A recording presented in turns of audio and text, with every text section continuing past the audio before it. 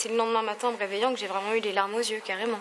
Alors que la veille, j'avais pas compris. Ce matin, ces élèves avaient besoin d'en parler, de se vider la tête de toutes ces choses qu'ils ont vues depuis mercredi. Des événements marquants qui font naître un peu partout, mais également ici, dans cette classe, le besoin d'être ensemble. On a besoin, c'est impressionnant tout ce qui se passe aujourd'hui, on a vraiment besoin. C'est pour nous, on est là, on est solidaires entre nous, il y a une prise de conscience, on doit en parler. On doit, c'est notre liberté aussi, donc voilà. Il faut tous faire front face à ça en fait. Ouais, tous. C'est la meilleure façon de réagir de toute façon. On peut pas être tous... si on est divisé, ça ne servira à rien. Ils auront réussi leur coup dans ce cas-là. On peut pas être divisé face à ça. Pour leur professeur de français, que des événements d'ampleur nationale bouleversent autant son programme, c'est certainement une première. Ces cours informels sont pour beaucoup d'élèves et d'enseignants un moyen de prendre du recul.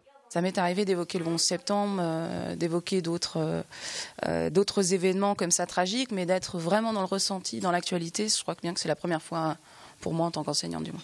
Même si beaucoup connaissent, peu d'entre eux ont grandi avec Charlie Hebdo.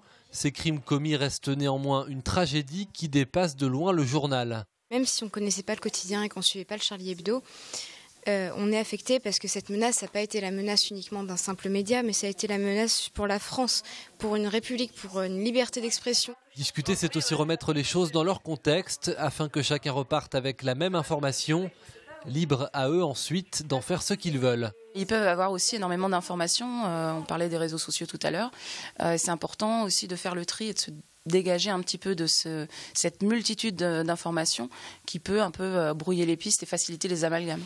Ces élèves ont réalisé des œuvres en hommage aux victimes de cet attentat pour que personne n'oublie ici ce jour du 7 janvier. Le Front National participera-t-il à la marche républicaine dimanche ?